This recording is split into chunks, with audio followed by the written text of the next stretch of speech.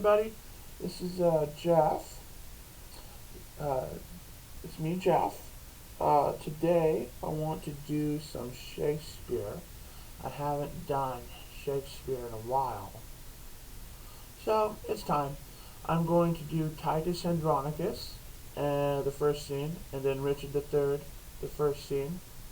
Folio 1, as always, forward. Alright, Titus and Andronicus. So let's start with Saturninus.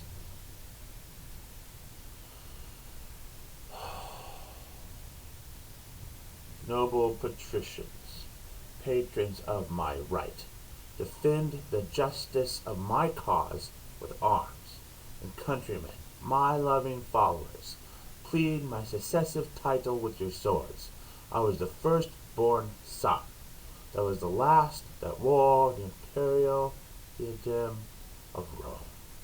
Then let my father's honors live in me, nor wrong mine age with this indignity. And then Bassianus says, Romains, friends, followers, favorers of my right, if ever Bassianus, Caesar's son, were gracious in the eyes of royal Rome, keep then this passage to the Capitol, and suffer not this honor to approach the imperial seat to virtue.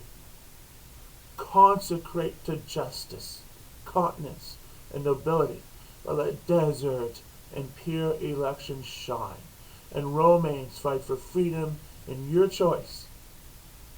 And enter Marcus Andronicus aloft with the crown. Princes that strive by factions and by friends, ambitiously for rule and empery, know that the people of Rome, for whom we stand, a special party, have by common voice, in election for the Roman empery, chosen Andronicus, surnamed Pius, for many good and great deserts to roam. A nobler man, a braver warrior, lives not this day within the city walls. He by the Senate is assigned at home, where he wars against the barbarous Gauls, but with his sons, a terror to our foes, have yoked a nation strong, train it up in arms. 10 years are spent since first he undertook this cause of Rome, and chastised with arms our enemies' pride. 5 times he hath returned, leading to Rome, bearing his valiant sons in coffins from the field, and now at last, laden with honor's spoils, returns the good Andronicus to Rome, renowned Titus, flourishing in arms. Let us entreat by honor of his name, whom you would have now succeed, and the Capitol and Senate's right, whom you pretend to honor and adore, that you withdraw you, and abate your strength, dismiss your followers, and as suitors should, plead your deserts in peace and humbleness. Alright.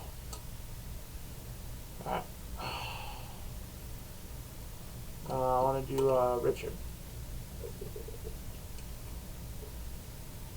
Richard III, Act 1, Scene 1. Alright, forward.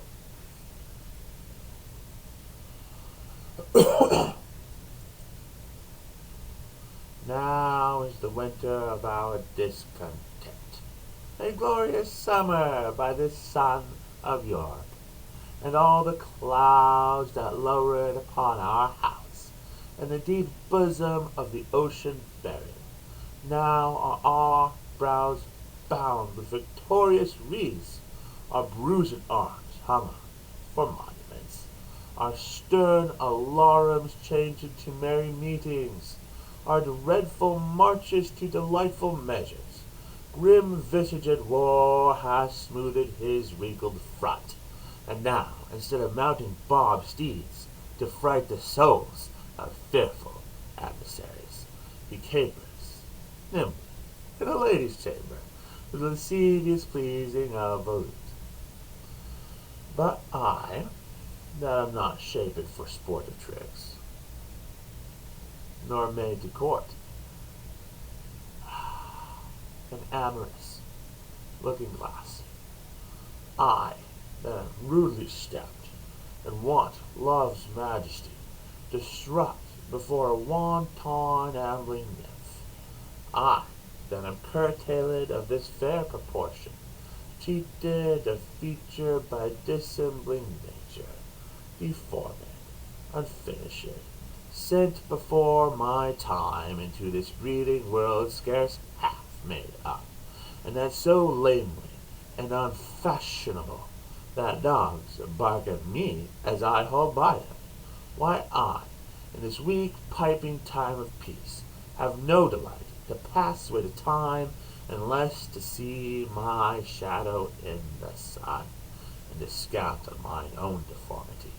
And therefore, since I cannot prove a lover to entertain these fair spoken days, I am determined to prove a villain, and hate the idle pleasures of these days. Plots have I laid, inductions dangerous, by drunken prophecies, libels, and dreams, to set my brother Clarence and the king in deadly hate, the one against the other. And if King Edward be as true and just as I am subtle, false, and treacherous, this day should Clarence closely renew it up about a prophecy which says that G of Edwards as the murderer shall be. Thy thoughts down to my soul. Here Clarence comes. And then enter Clarence in Brockenberry Garden.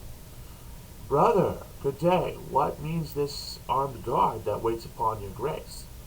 And then Clarence says, His Majesty, tendering my person's safety, hath appointed this conduct to convey me to the Tower.